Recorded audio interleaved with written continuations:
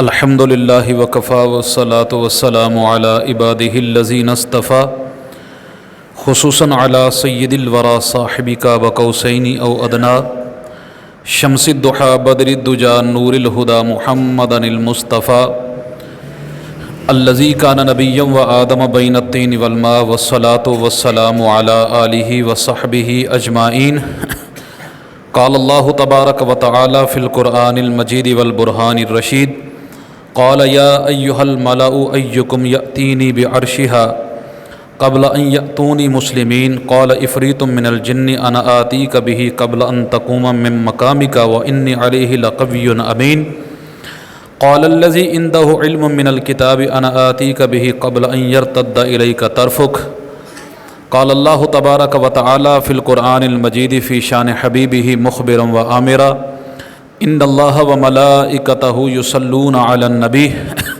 یا ایہا الذین آمنوا صلوا علیہ وسلموا تسلیما الصلاۃ والسلام علیک یا سیدی یا رسول اللہ وعلی آلک و اصحابک یا سیدی یا حبیب اللہ الصلاۃ والسلام علیک یا سیدی یا نبی اللہ وعلی آلک و اصحابک یا سیدی یا خاتم النبیین منزہ عن شریک فی محاسنہ فجوہر الحسن فیہ غیر منقسم مولائی صلی وسلم دائما ابدا علی حبیبک خیر الخلق کلہم هو الحبیب الذی ترجى شفاعته لكل حول من الاحوال مقتحم رب صلی وسلم دائما ابدا علی حبیبک خیر الخلق کلہم یا اکرم الخلق مالمن علوذ به سواک عند حلول الحادث الامم رب صلی وسلم دائما ابدا علی حبیبک خیر الخلق کلہم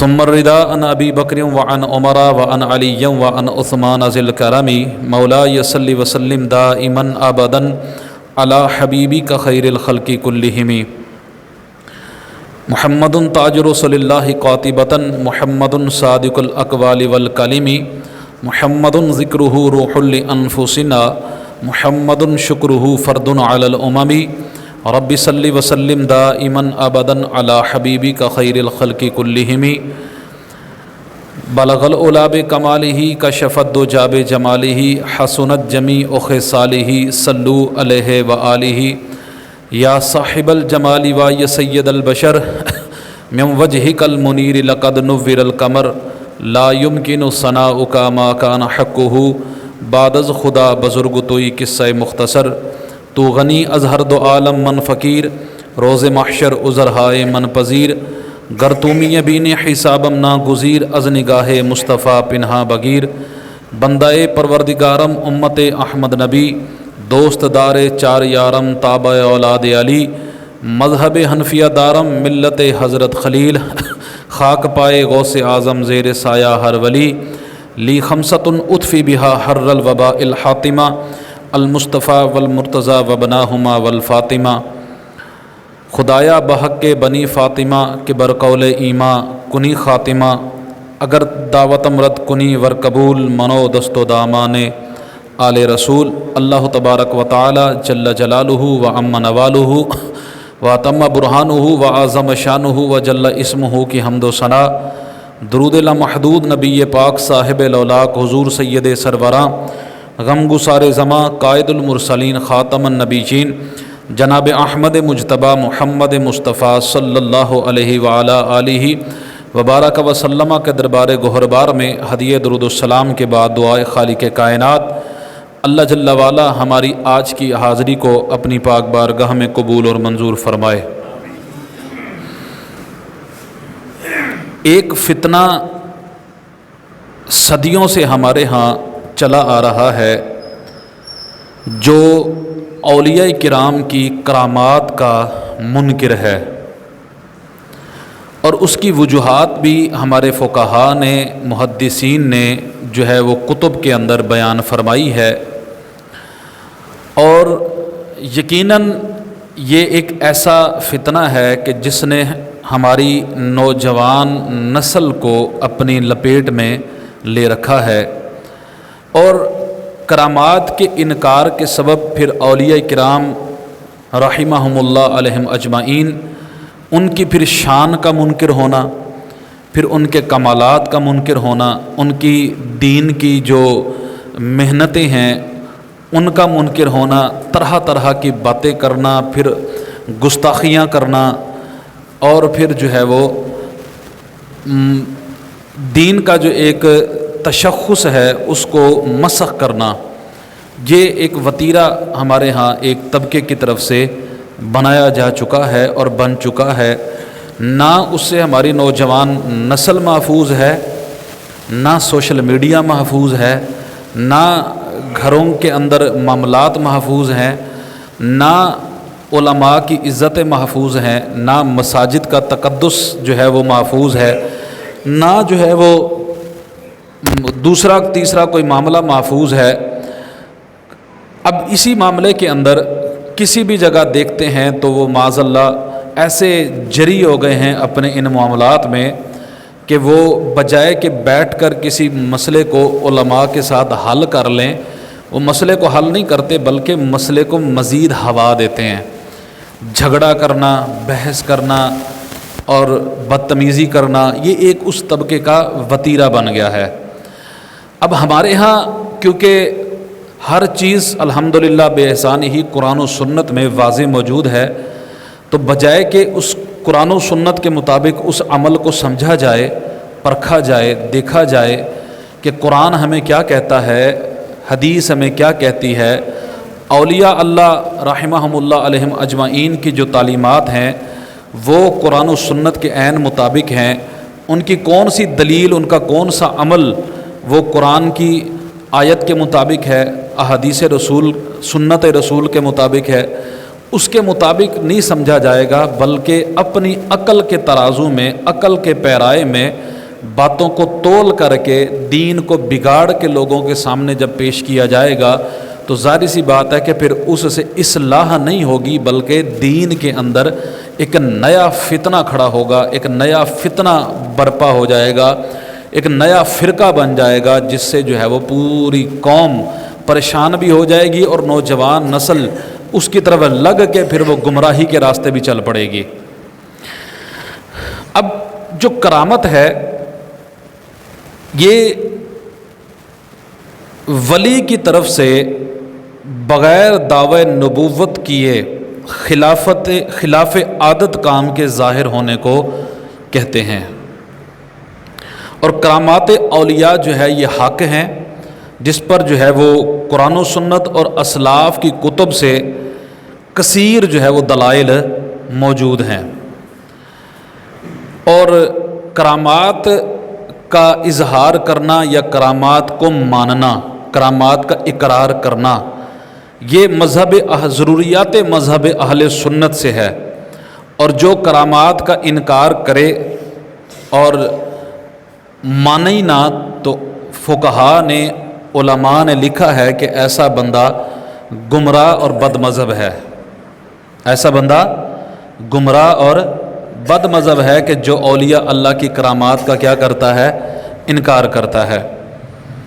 قرآن مجید برہان رشید سے لے کر کے نبی پاک صلی اللہ علیہ وسلم کی احادیث اور فقہا کے اقوال اس بات پر شاہد ہیں کہ اولیاء اللہ کی کرامات جو ہیں وہ حق ہیں۔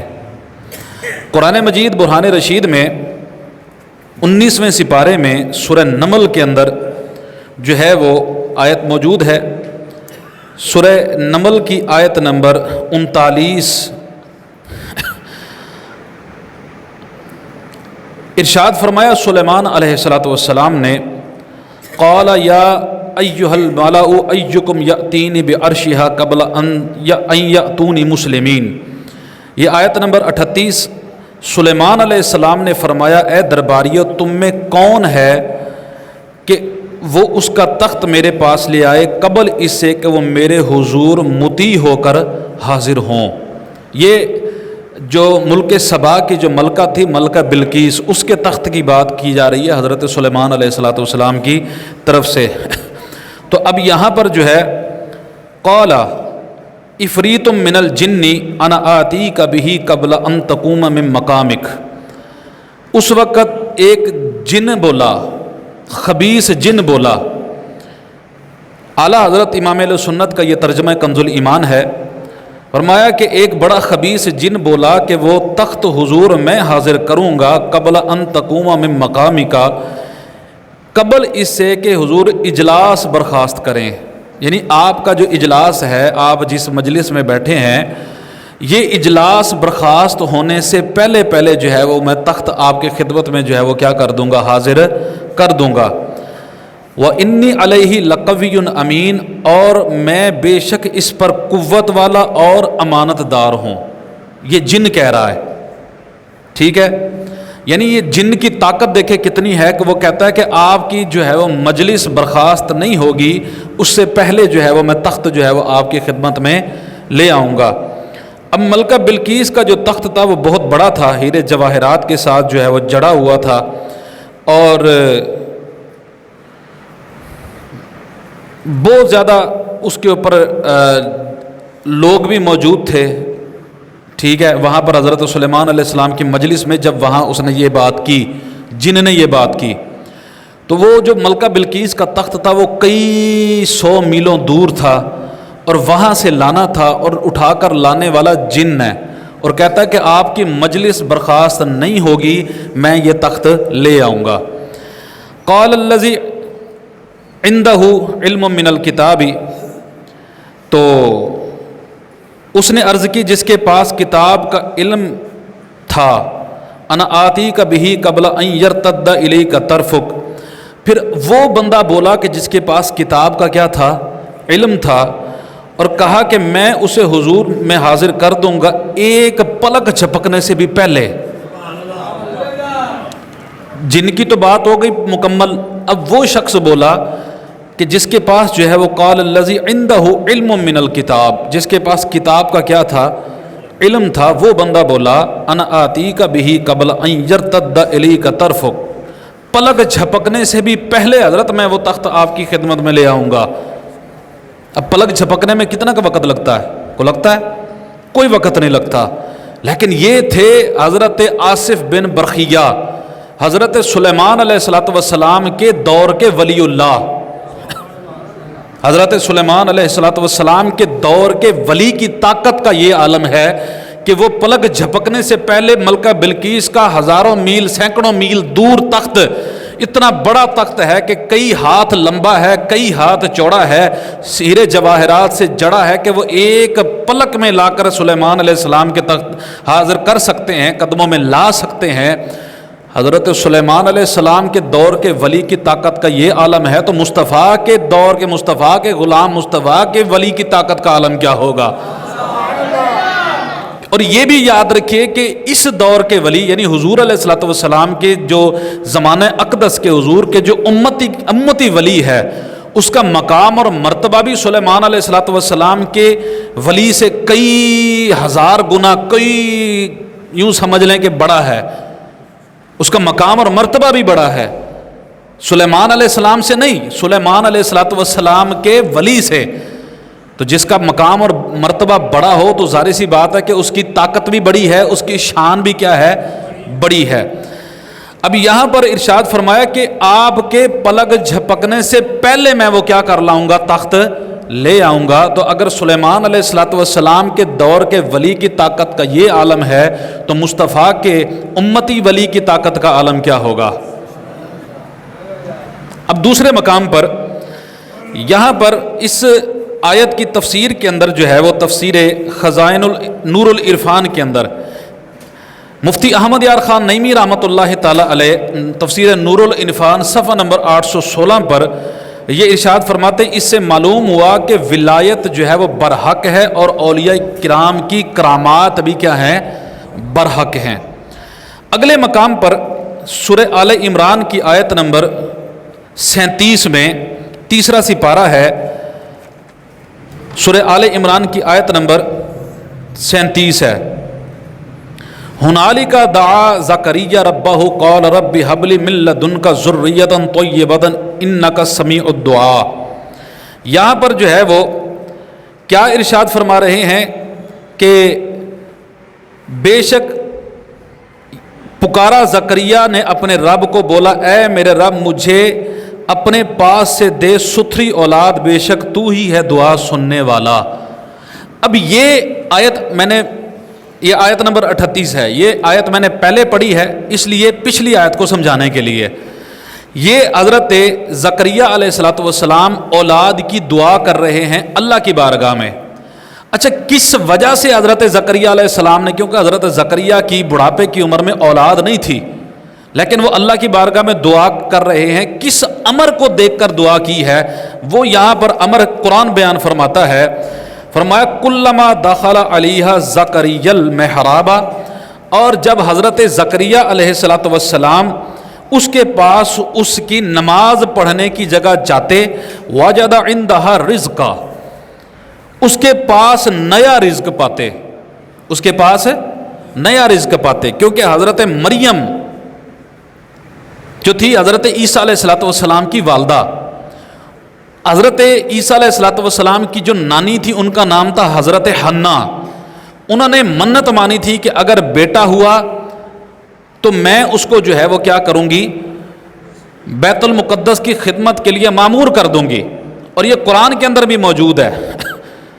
فلما وضعتها قالت ربی انی وضعتها انثى واللہ اعلم بما وضعت وليس الذکر کالانثى، کہ اللہ تبارک و تعالیٰ جب کہا کہ یا اللہ میرے ہاں تو لڑکی پیدا ہوئی ہے اور میں نے تو لڑکے کی منت مانی تھی، اور پھر اللہ نے ارشاد فرمایا وَلَيْسَ الذَّكَرُ كَالْأُنثَىٰ، کہ یہ جو لڑکی ہے یہ لڑکے کے مثل نہیں ہے برابر۔ لیکن پھر حضرت مریم کو جو ہے وہ بیت المقدس کی خدمت کے لیے کیا کر دیا گیا، مامور کر دیا گیا۔ اب وہ بیٹھتی ہیں محراب کے اندر، حضرت زکریا آتے ہیں اور وہ نیا کھانا دیکھتے ہیں، نئے رزق دیکھتے ہیں، نیا رزق دیکھتے ہیں۔ قال، کہا یا مریم ان لکی ھذا، اے مریم یہ کہاں سے آیا ہے؟ قالت هو من عند اللہ، بولی کہ وہ اللہ کے پاس سے آیا ہے۔ کہاں سے؟ حضرت مریم نبیہ نہیں ہے، ولیہ ہیں۔ حضرت عیسیٰ علیہ السلام کی والدہ ولیہ ہیں، نبیہ نہیں ہیں۔ نبی کی والدہ ضرور ہیں لیکن خود نبیہ نہیں ہیں۔ لیکن بتانے کا مقصد یہ ہے کہ جب زکریا علیہ السلام مریم کے پاس نماز پڑھنے کی جگہ جاتے، اس کے پاس رزق پاتے اور پوچھتے قال یا مریم ان لکی ھذا، یہ کہاں سے آیا ہے؟ نیا نیا کھانا، نئے نئے پھل، یہ کہاں سے آئے ہیں؟ قالت، یہ مؤنث کا صیغہ، قالت هو من عند اللہ، حضرت مریم کہنے لگی یہ اللہ کی طرف سے آئے ہیں۔ کس کی طرف سے؟ ان اللہ یرزق من یشاء بغیر حساب، کہ بے شک اللہ تبارک و تعالیٰ جسے چاہتا ہے بغیر حساب کے کیا دیتا ہے؟ رزق دیتا ہے۔ اب اسی کی تفسیر کے اندر تو یہ تفسیر خزائن العرفان میں یہ صفحہ نمبر جو ہے 112 ہے، لکھا ہے کہ یہ آیت کرامات اولیاء کے ثبوت کی دلیل ہے کہ اللہ تعالیٰ ان کے ہاتھوں پر خوارق یعنی کرامات کو ظاہر فرماتا ہے۔ کرامات کو کیا کرتا ہے؟ ظاہر فرماتا ہے۔ کس کے ہاتھ پر؟ اولیاء اللہ کے ہاتھ پر۔ اب اس لحاظ سے اگلے مقام پر جو ہے وہ مرات المناجی شرح مشکات المصابیح کی جلد نمبر 8 ہے۔ حکیم الامت حضرت مفتی احمد یار خان نائمی گجراتی رحمۃ اللہ علیہ اب اسی کی جو ہے وہ آگے تشریح فرماتے ہیں، توضیح فرماتے ہیں، توجہ سے ذرا سنیے گا۔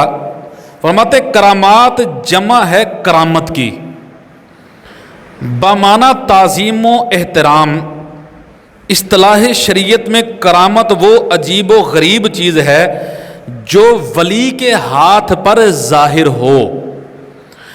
حق یہ ہے کہ جو چیز نبی کا معجزہ بن سکتی ہے وہ ولی کی کرامت بھی بن سکتی ہے، سوائے اس معجزہ کے جو دلیل نبوت ہو، جیسے وحی آنا اور آیات قرآنیہ۔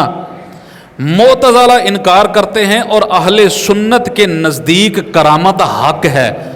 معتزلہ کرامت کا کیا کرتے ہیں؟ انکار کرتے ہیں، اور اہل سنت کے نزدیک کرامات کیا ہیں؟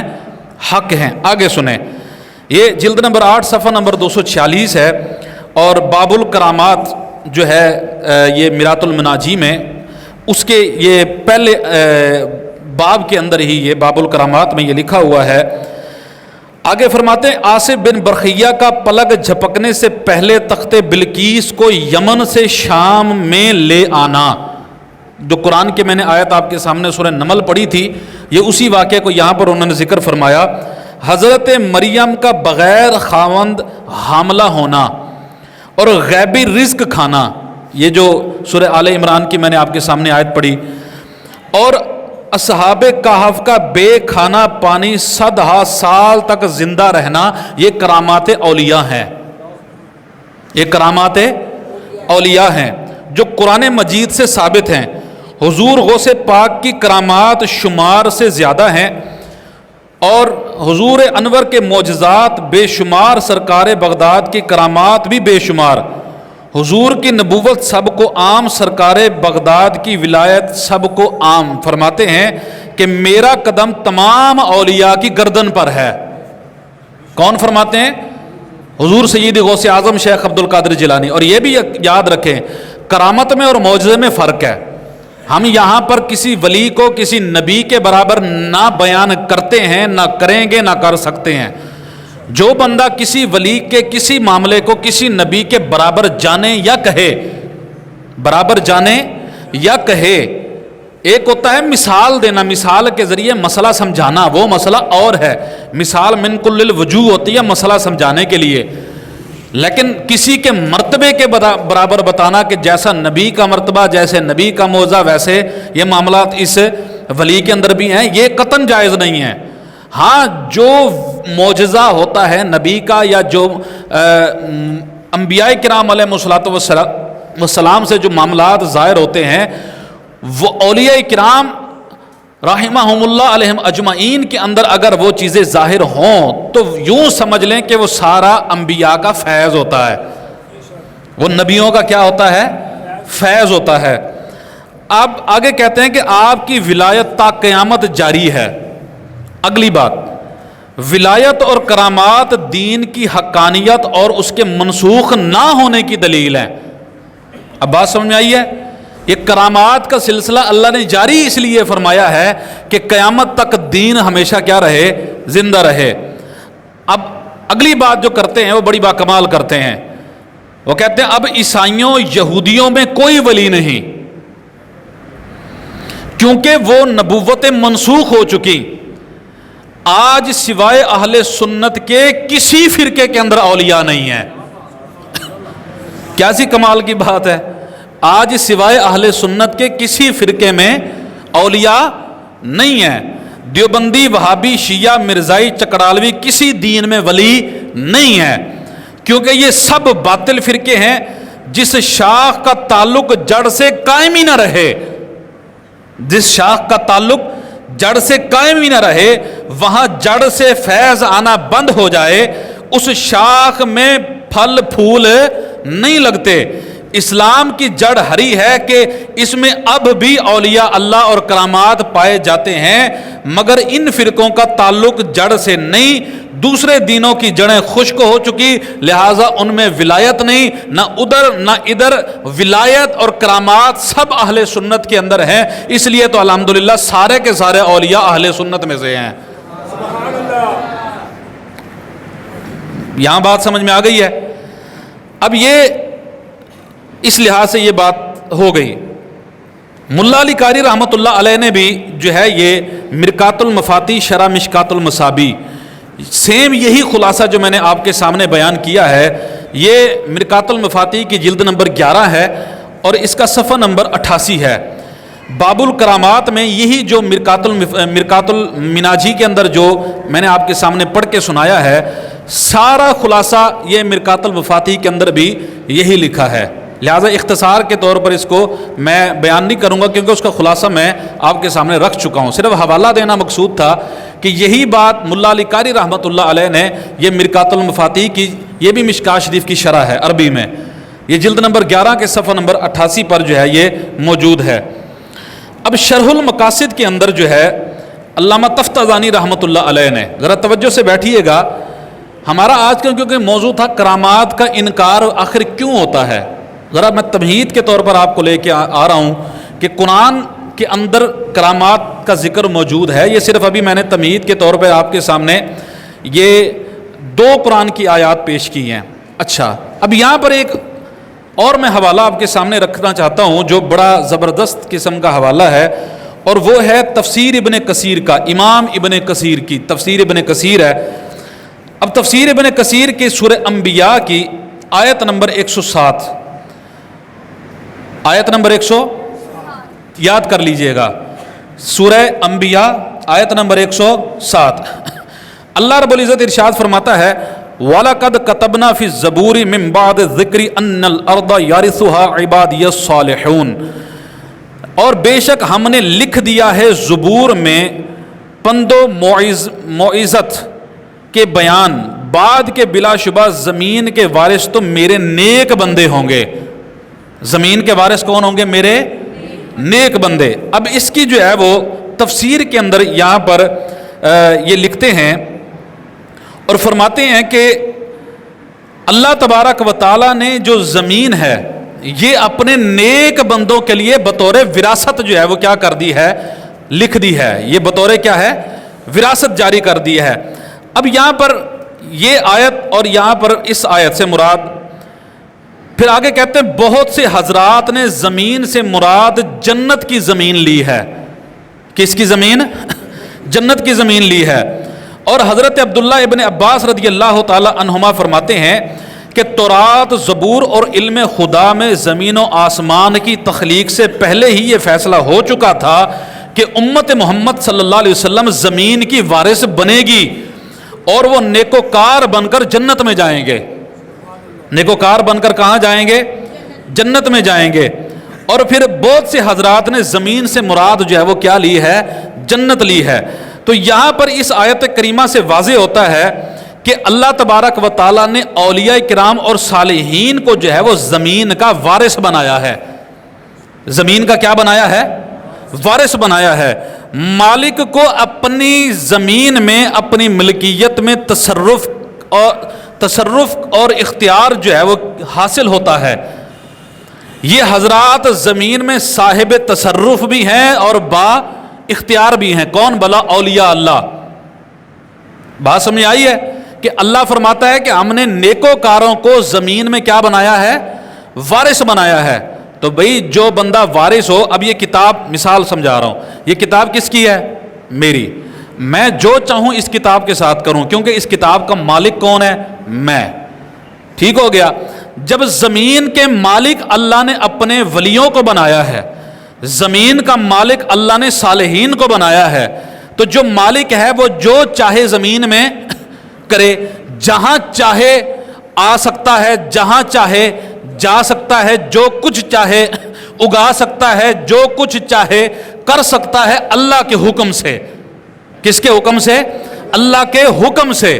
تو پھر یہ بات سمجھ جانی چاہیے کہ ولایت اور کرامت یہ دونوں ایسی چیزیں ہیں کہ جن کی اندر وراثت زمین ہے، اور ولی جہاں چاہے آ بھی سکتا ہے، جہاں چاہے اللہ کے حکم سے جا بھی سکتا ہے، اپنی کرامات اللہ کے حکم سے دکھا بھی سکتا ہے، اور اللہ کے حکم سے اللہ کے بندوں کی دستگیری فرما بھی سکتا ہے۔ کتنی آیات ہوگی قرآن کی؟ 3۔ یہ تفسیر ابن کثیر سے یہ ثابت ہوا کہ اللہ نے اپنے بندوں کو جو ہے وہ کیا دیے ہیں؟ اختیارات عطا فرمائے ہیں۔ اب اس مقام پر، اگلے مقام پر، یہ کرامات کا اظہار صرف زندگی میں نہیں ہوتا بلکہ یہ زندگی کے بعد بھی ہو سکتا ہے۔ یہ زندگی کے بعد بھی ہو سکتا ہے۔ اس حوالے میں یہ کتاب تحفۃ المرید ہے، امام ابراہیم بن محمد باجوری رحمۃ اللہ علیہ، آپ رحمۃ اللہ علیہ نے یہاں پر یہ ایک پورا باب باندھا ہے، ان الکرامات ثابتۃ للاولیاء اللہ تعالی، کہ جو کرامات ہیں یہ اولیاء اللہ کے لیے کیا ہیں؟ ثابت ہیں۔ وہ کہتے ہیں کہ اعتقد ثبوت الکرامات للاولیاء، اولیاء کرام سے جو کرامات ہیں ان کا عقیدہ رکھنا، اعتقاد رکھنا جو ہے یہ بڑا ضروری ہے۔ اب اس کی وہ بات کرتے ہیں کہ وہ کہتے ہیں بمعنی جوازها و وقوعها لهم فی الحیات و بعد الموت، اولیاء کرام سے ان کی حیات اور بعد الممات یعنی فوت ہونے کے بعد کرامات کا کیا ہوتا ہے؟ ظہور ہوتا ہے. اور کہتے ہیں کہ کما ذهب الیہ جمہور اہل السنت ولیس فی مذہب من المذاہب الاربعۃ. اور کہتے ہیں کہ جیسا کہ اہل سنت کے جمہور اسی طرف گئے ہیں کہ اولیاء سے کرامات ان کی زندگی میں بھی ثابت ہیں اور ان کی زندگی کے بعد بھی جو ہے وہ کرامات کا ظہور ہو سکتا ہے. اور فرماتے ہیں کہ چاروں مذاہب میں امام اعظم ابو حنیفہ ہوں، امام احمد بن حنبل ہوں، امام شافعی ہوں، امام مالک رحمہ اللہ تعالی علیہم اجمعین ہوں، چاروں مذاہب میں کسی مذہب کے اندر بھی اولیاء اللہ کی کرامات زندگی میں ہو یا زندگی کے بعد ہوں، کوئی بھی آج تک اس کا منکر نہیں ہوا، کوئی بھی آج تک اس کا منکر نہیں ہوا. اور کہتے ہیں کہ بل ظہور ہوا حین اذن اولا لان النفس حین اذن صافیۃ من الاقدار. اور کہتے ہیں کہ بلکہ بعد از وصال کرامات کا ظہور اولا ہے اور زیادہ ہو سکتا ہے، کیونکہ اس وقت نفس جو ہے وہ قدورتوں سے کیا ہوتا ہے؟ پاک ہوتا ہے. نفس قدورتوں سے کیا ہوتا ہے؟ پاک ہوتا ہے. تو بعد از وصال کرامات کا ظہور دنیا کی کرامات سے زیادہ ہو سکتا ہے، جیسا کہ نبی پاک صلی اللہ علیہ وسلم نے فرمایا وَلَلْآخِرَةُ خَيْرٌ لَكَ مِنَ الْأُولَىٰ. اللہ حضور کے بارے میں فرماتا ہے کہ محبوبہ جو تیری بعد کی زندگی ہے وہ پہلی گھڑی سے بہتر ہوگی، بعد والی گھڑی پہلی گھڑی سے بہتر ہوگی. تو اس وجہ سے اسی فیض سے جو ولی کو فیض ملتا ہے تو ولی کی کرامات کا ظہور بھی جو ہے وہ زندگی میں تو جو ہوتا ہی ہوتا ہے، زندگی کے بعد بھی ہو سکتا ہے. یہ ہمارے فقہاء نے محدثین نے اس بات کی جو ہے وہ تصریح جو ہے وہ فرما دی ہوئی ہے. اور اس کی جو وضاحت ہے وہ بڑے تفصیل کے ساتھ، کیونکہ ہمارے پاس وقت نہیں ہے، یہ جامع کرامات الاولیاء کے اندر امام یوسف بن اسماعیل نبہانی رحمۃ اللہ علیہ نے یہ پہلی جلد کے صفحہ نمبر 36-38 پر مقدمے کے اندر بھی جو ہے اس کی مکمل طور پر وضاحت کر دی ہوئی ہے. اب یہاں پر سوال یہ پیدا ہوتا ہے کہ کرامات کے انکار کی وجہ کیا ہے؟ کرامات کے انکار کی اصل وجہ کیا ہے؟ یہ تو تمہید ہو گئی کہ کرامات، یہ مختصر تمہید میں نے آپ کے سامنے رکھی ہے کہ کرامات کا ثبوت یہ قرآن کے اندر موجود ہے، حدیث کی طرف ابھی میں نہیں آیا، صرف قرآن کی یہ 3 آیات میں نے آپ کے سامنے رکھی ہیں. اب یہاں شرح المقاصد کے اندر علامہ تفتزانی رحمۃ اللہ علیہ 793 سنہ ہجری ان کا وصال ہے. کتنا؟ 793 سنہ ہجری. یہ شرح المقاصد کے اندر جو ہے یہ فرماتے ہیں ولی کی تعریف کرتے ہوئے، یہ صفحہ نمبر 326 ہے، توجہ ہے نا؟ صفحہ نمبر 326 پر 8ویں بحث ہے المبحث الثامن. الولی، ولی کی تعریف کرتے ہوئے کہتے ہیں الولی هو العارف باللہ تعالی. ولی کون ہے؟ ولی وہ ہوتا ہے جو اللہ کی معرفت رکھتا ہے، اللہ کی پہچان رکھتا ہو،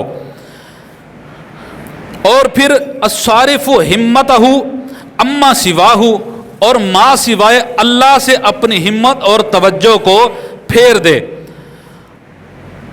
والکرامۃ ظہور امر خارق للعادت من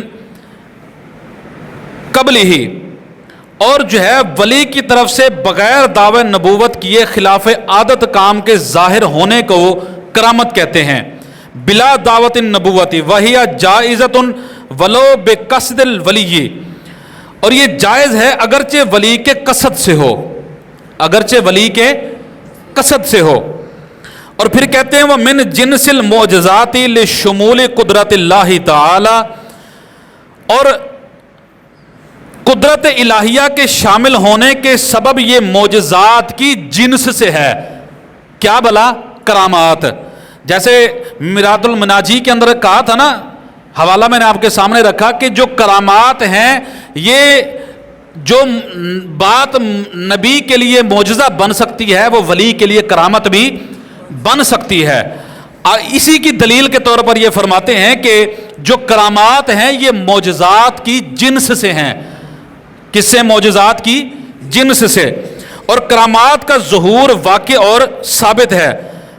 اور فرماتے جیسا کہ وہ کہتے ہیں کہ واقعہ تو قصۃ مریم، جیسا کہ حضرت مریم کا قصہ جو میں نے آپ کے سامنے قرآن سے پیش کیا. وآصف، اور حضرت آصف بن برخیہ کا واقعہ وہ بھی جو سورہ نمل سے میں نے قرآن سے پیش کیا. وأصحاب الکہف، اور اصحاب کہف کا واقعہ وہ بھی قرآن میں موجود ہے. وما تواتر جنسہ من الصحابۃ والتابعین، اور کہتے ہیں کہ کرامات کی جنس کے واقعات جو ہے صحابہ کرام، تابعین اعظام اور کثیر صالحین سے تواتر سے ثابت ہیں. اور اس کا جو انکار ہے وہ خالفت المعتزلہ، اور معتزلہ نے اس کا انکار کیا ہے. معتزلہ نے کرامات کا کیا کیا ہے؟ کیوں انکار کیا؟ اب اس کی وجہ بھی جو ہے وہ یہاں پر موجود ہے. اب شرح عقائد نصفیہ کے اندر علامہ تفتزانی رحمۃ اللہ علیہ فرماتے ہیں، یہ ہمارے مدارس کے اندر پڑھائی جانے والی ایک کتاب ہے، شرح عقائد نصفیہ، علامہ تفتزانی رحمۃ اللہ علیہ. اب کہتے ہیں کرامات الاولیاء حق، اولیاء اللہ کی کرامات کیا ہیں؟ بولیں، حق ہیں.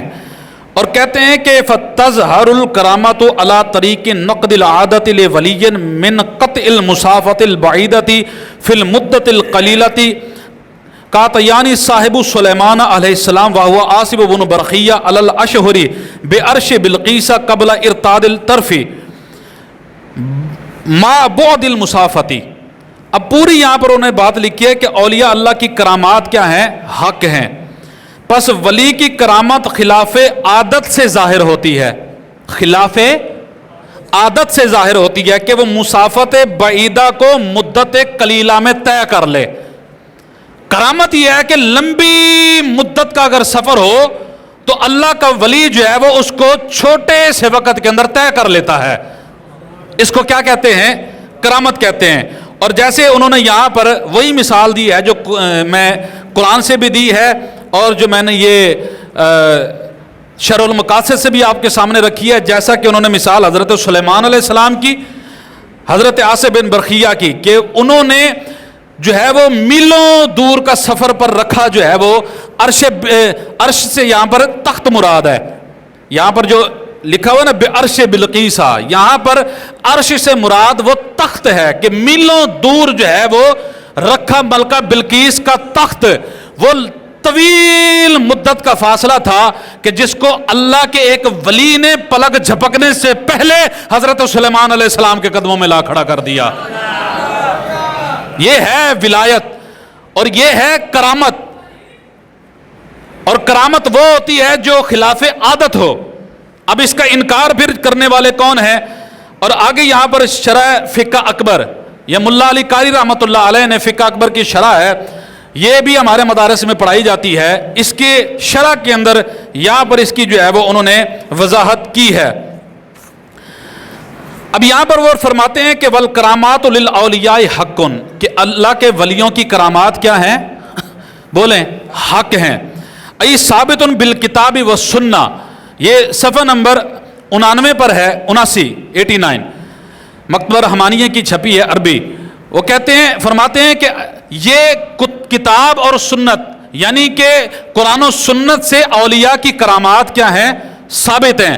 ولا عبرات بمخالفت المعتزلہ، اور فرماتے ہیں کہ اور معتزلہ اور بدعتیوں کا کرامات اولیاء کا انکار کرنا یہ معتبر، کہ کرامات اولیاء کا انکار کرنا یہ معتزلہ کا کام ہے اور بدعتیوں کا کام ہے. بدعتی کا مطلب کیا ہے؟ نیا نیا کام نکالنے والا، جس کا قرآن و سنت میں کوئی ثبوت نہ ہو. تو سمجھ لیں کہ آج کا جو فرقہ ہو، چاہے وہ فرقہ پلمبریہ ہو، چاہے وہ کوئی بھی فرقہ ہو، جو کرامات اولیاء کا انکار کرے تو سمجھ لیں کہ یہ بدعتی ہیں. کیا ہے یہ؟ بدعتی ہیں، کہ انہوں نے اپنا نیا فرقہ قائم کر لیا. حالانکہ وہ فرماتے ہیں کہ کرامات اولیاء یہ قرآن و سنت سے ثابت ہے اور اس کا انکار کرنے والا بدعتی ہے اور معتزلی ہے. اچھا، آگے یہاں پر پھر انہوں نے اس کی وجہ بھی لکھی اور بڑی باکمال وجہ لکھی ہے. اب ان معتزلی کرامات کا انکار کرتے کیوں تھے، یہ یہاں پر بھی وجہ لکھی ہے اور شرح المقاصد کے اندر بھی وجہ لکھی ہے. بس یہ آخری دو حوالے ہیں. کیا فرماتے ہیں؟ وَخَالَفَهُمُ الْمُعْتَزِلَةُ معتزلہ نے کرامات کا انکار کیا. معتزلہ نے کرامات کا کیوں؟ کہتے ہیں کہ حیث لم یشاہدوا فی ما بینہم ہذہ المنزلہ، جیسے کہ پیچھے بھی میں نے میرات المناجی کا حوالہ پیش کیا تھا. فرماتے ہیں کہ سارے کے سارے اولیاء کہاں ہیں؟ اہل سنت میں ہیں، دوسرے ہاں کہیں بھی کوئی ولی نہیں ہے، کیونکہ وہ سارے کرامات کے کیا ہیں؟ منکر. معتزلہ کیونکہ ایسا فرقہ ہے جو ہر بات کو اپنی عقل کے ترازو میں تولتا ہے. ہر بات کو کہاں تولتا ہے؟ اپنی عقل کے ترازو میں تولتا ہے. وہ کہتے ہیں کہ جو ہمارے عقل میں بات، عقل کو سمجھ نہیں آتی، ہمیں سمجھ نہیں آتی، تو بھائی اپنی عقل کو شریعت کے تابع کرو، اپنی عقل کو شریعت کے قرآن و سنت کے تابع کرو، تاکہ تمہیں سمجھ آ جائے کہ کرامات جو ہیں وہ قرآن و سنت سے ثابت ہیں.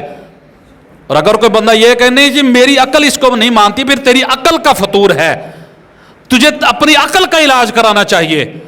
تو فرماتے ہیں کہ جب انہوں نے دیکھا کہ کرامات والا بندہ ہمارے ہاں تو ہے ہی کوئی نہیں، جب انہوں نے اپنے ہاں ایسا کوئی نہیں پایا کہ جس سے کرامات کا اظہار ہو، کرامات کا ظہور ہو، ان کے ہاں ولی ہے ہی کوئی نہیں، تو ظاہر سی بات ہے کہ پھر وہ ادھر والے طبقے جہاں اولیاء بھی ہیں، کرامات بھی ہیں، تو وہاں بک بک تو وہ کرے گا نا. اس کو وہ کہاں بات ہضم ہونی ہے کہ ایک طرف جو ہے وہ ولایت بھی ہو، کرامت بھی ہو، اور دوسری طرف نہ ولایت ہو نہ کرامت ہو. تو ظاہر سی بات ہے جب ان کو اپنی منزلت کا، اپنے مقام اور مرتبے کا جب ملا ہی کوئی نہیں ہے، تو پھر انہوں نے کرامات کا کیا کرنا شروع کر دیا؟ کیا کرنا شروع کر دیا؟ انکار کرنا شروع کر دیا. اب اس کی مزید وضاحت جو ہے یہ آخری حوالے میں، یہ شرح المقاصد کے اندر موجود ہے. وہ فرماتے ہیں علامہ تفتزانی رحمۃ اللہ علیہ، صفحہ نمبر 328 پر، یہ توجہ سے سنیے گا. وہ فرماتے ہیں وہ انکارها لیس بعجیب، وہ کہتے ہیں کہ جو کرامات کا انکار ہے، کس کا انکار؟ ہاں، بدعتیوں اور گمراہیاں، جو گمراہ ٹولہ ہے اس کی طرف سے جو کرامات کا انکار ہے، یہ کوئی عجیب بات نہیں ہے. کیوں بھائی؟ کہتے ہیں من اہل البدع والاہواء، جو گمراہ اور جو بدعتی لوگ ہیں ان کی طرف سے کرامات کا انکار کرنا یہ کوئی عجیب بات نہیں ہے. اذ لم یشاہدوا ذالک من انفسہم قط، کیونکہ نہ تو ان کی اپنی جانوں سے ایسی باتیں صادر ہوئی، نہ تو ان سے اپنی جانوں سے ایسی باتیں صادر ہوئیں، اور نہ ہی وہ اپنے بڑوں سے کوئی ایسی باتیں دیکھ سکے نہ سن سکے. تو انہوں نے کیا کرنا شروع کر دیا؟ کرامات کا انکار کرنا شروع کر دیا. وَلَمْ يَسْمَعُوا بِهِ مِنْ رُؤُوسَائِهِمُ الَّذِينَ يَزْعُمُونَ أَنَّهُمْ عَلَى شَيْءٍ مَا اجتہادٍ فِي أُمُورِ الْعِبَادَاتِ، حالانکہ وہ عبادات اور مجاہدہ میں مصروف تھے، گناہوں سے بچتے تھے.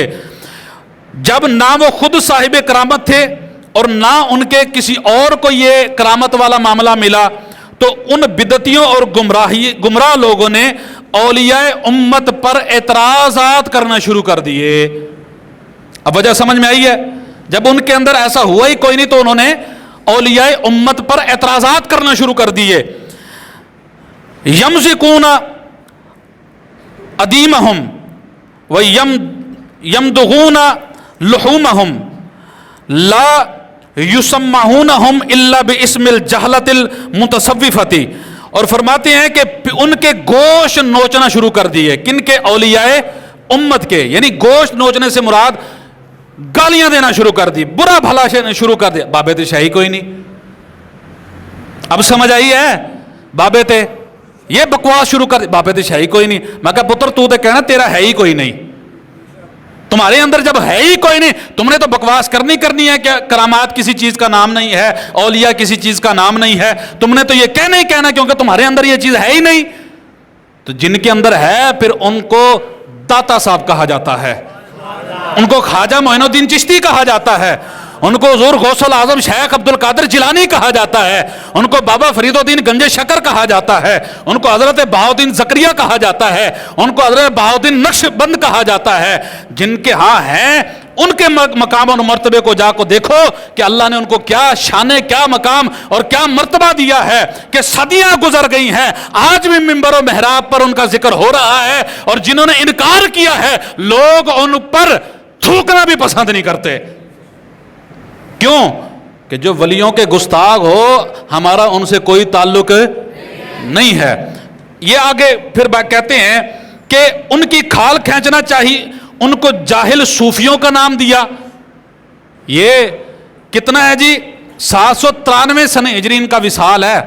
آج اگر کوئی مرزا یا اس کا بدبخت یہ کہے کہ جی ایسے ہیں ویسے ہیں فلاں ہیں، اور بھائی صدیاں پہلے ہمارے بزرگ پہلے لکھ گئے ہیں، یہ کوئی آج کی باتیں نہیں ہیں.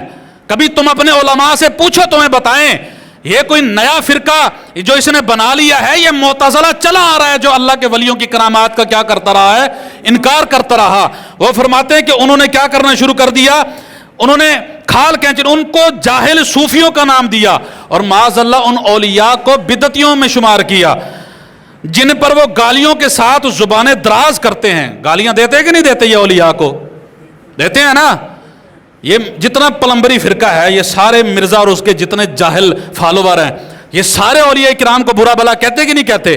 یہ کوئی نئی بات نہیں ہے، یہ پہلے ہمارے بزرگ لکھ گئے ہیں. وہ کہتے ہیں کہ اور انہیں اونٹوں کی طرح بوجھ اٹھانے والا قرار دیا.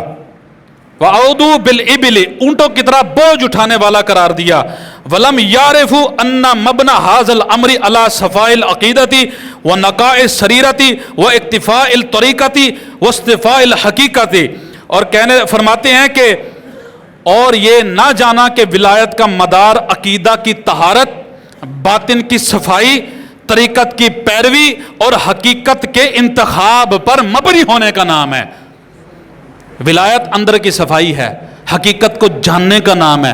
لیکن جب لوگوں نے حقیقت کو نہ پہچانا، اندر کی صفائی نہ ہوئی، تو ظاہر سی بات ہے پھر وہ اولیاء کرام کے اوپر طرح طرح کی زبانیں کیا کرنے لگے؟